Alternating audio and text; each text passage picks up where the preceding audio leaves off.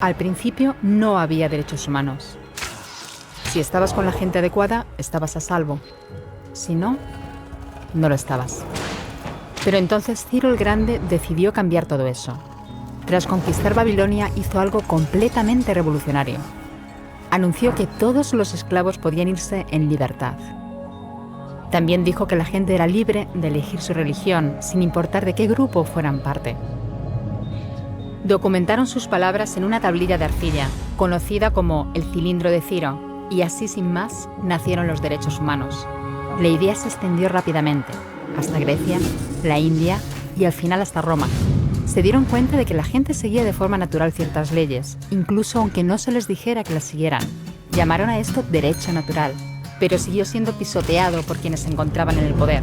No fue hasta 1000 años más tarde en Inglaterra donde finalmente hicieron que el rey estuviera de acuerdo en que nadie podía invalidar los derechos de la gente, ni siquiera un rey. Los derechos de la gente fueron finalmente reconocidos y estaban ahora a salvo de los que estaban en el poder. Hasta cierto punto. Todavía hizo falta que un grupo de rebeldes británicos declarara su independencia antes de que el rey entendiera que todos los hombres han sido creados iguales. Es decir, no es que a él le gustara la idea, sino que no pudo pararles, y así nació América. Los franceses siguieron inmediatamente con su propia revolución por sus propios derechos. Su lista era más larga e insistían en que esos derechos no eran solo inventados, eran naturales. El concepto romano de derecho natural se había convertido en derechos naturales. Por desgracia, no todo el mundo estaba tan entusiasmado. En Francia, un general llamado Napoleón decidió derrocar la nueva democracia francesa y se coronó a sí mismo emperador del mundo. Y casi tuvo éxito. Pero los países de Europa unieron fuerzas y lo derrotaron. Y los derechos humanos eran una vez más un tema candente. Se redactaron acuerdos internacionales garantizando ampliamente muchos derechos por toda Europa, pero solo a través de Europa. El resto del mundo de alguna forma todavía no cualificaba. En vez de eso fueron invadidos, conquistados y consumidos por los enormes imperios europeos. Pero entonces un joven abogado de la India decidió que ya había sido bastante. Se llamaba Mahatma Gandhi y frente a la violencia insistió en que toda la gente en la tierra tenía derechos, no solo en Europa.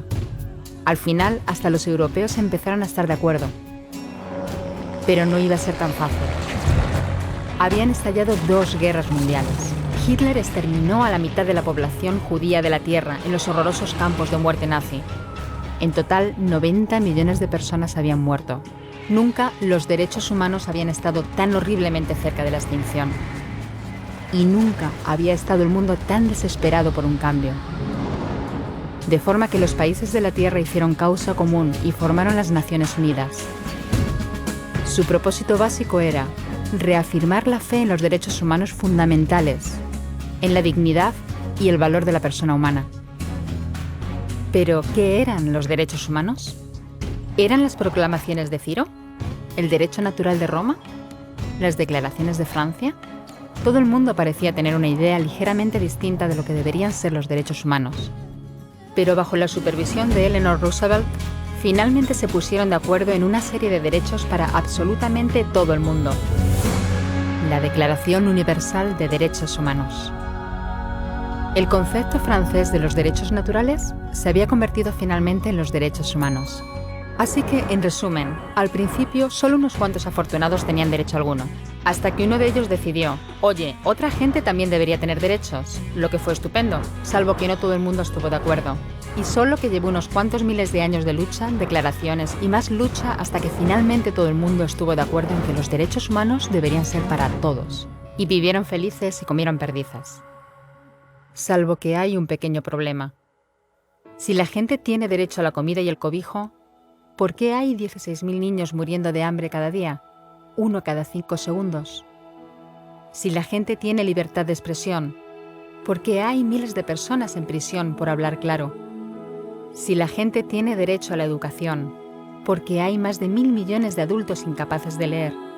Si la esclavitud ha sido abolida verdaderamente, ¿por qué hay 27 millones de personas todavía esclavizadas hoy en día? Más del doble de las que había en el siglo XIX. El hecho es que, cuando se firmó, la Declaración Universal de los Derechos Humanos no tenía la fuerza de la ley, era opcional.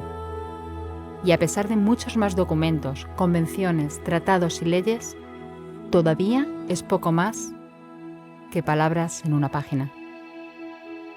Así que la cuestión es, ¿quién hará que esas palabras sean una realidad? I have a dream today. Cuando el Dr. King se manifestó en pro de la igualdad racial, se estaba manifestando por los derechos que las Naciones Unidas habían garantizado hacía casi 2 décadas. Pero con todo, se manifestó. Cuando Nelson Mandela defendió la justicia social en la década de 1990, su país ya había estado de acuerdo en abolir esa discriminación desde hacía ya casi 40 años. Pero con todo, él luchó. Los que luchan hoy en día contra la tortura, la pobreza y la discriminación no son gigantes o superhéroes. Son gente, niños, madres, padres, maestros, individuos librepensadores que se niegan a quedarse callados, quienes se dan cuenta de que los derechos humanos no son una lección de historia, no son palabras en una página, no son discursos, ni anuncios, ni campañas de relaciones públicas. Son las elecciones que hacemos cada día como seres humanos. Son la responsabilidad que todos compartimos, de respetarnos mutuamente, ayudarnos y proteger a los necesitados. Como Eleanor Roosevelt dijo, ¿dónde empiezan después de todo los derechos humanos universales? En pequeños lugares cerca de casa, tan cerca y tan pequeños que no pueden verse en los mapas del mundo. Aún así, son el mundo de la persona individual, el barrio donde vive, la escuela o la universidad a la que asiste, la fábrica, la granja o la oficina donde trabaja. Esos son los lugares donde cada hombre, mujer y niño buscan justicia igualitaria, igualdad de oportunidades, dignidad igualitaria sin discriminación. A menos que esos derechos tengan un significado ahí, tienen muy poco significado en cualquier otra parte.